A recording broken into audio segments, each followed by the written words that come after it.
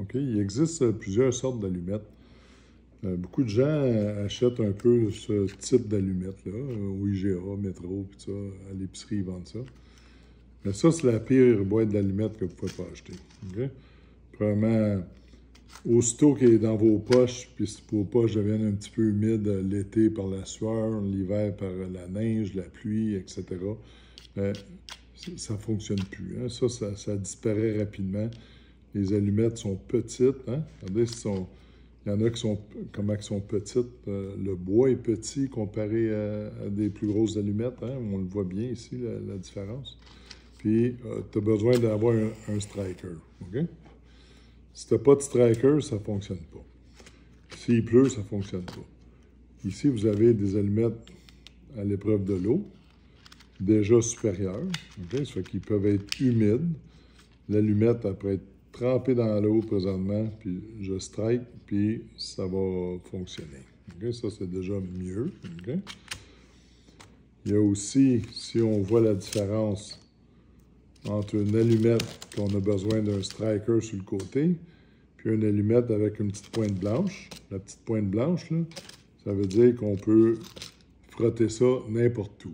Ça peut être sur un zipper, sur une plaque d'acier, sur le ciment. Vaut mieux avoir des allumettes qu'on appelle en anglais « strike anywhere ». Ça allume partout. Okay? Ça, c'est des meilleures allumettes déjà. Mais là, quand vous achetez des allumettes, quand on achète des petits paquets comme ça, l'allumette vient petite. Fait qu'il vaut mieux prendre une plus grosse boîte puis avoir de plus grosses allumettes. Fait que quand on strike l'allumette, elle ne nous casse pas d'un doigt. Okay? Fait que quand on... Hein? Voilà, ça peut s'allumer partout, sur le béton, etc. Après ça, on a des allumettes plus spécialisées. Vous pouvez voir, si on regarde, si on compare une grosse allumette de bois avec ces allumettes-là ici, là, à l'épreuve du vent, à l'épreuve de la pluie, là, ça, c'est un autre genre d'allumette. Ça, c'est pour aller surtout en excursion. Là, OK?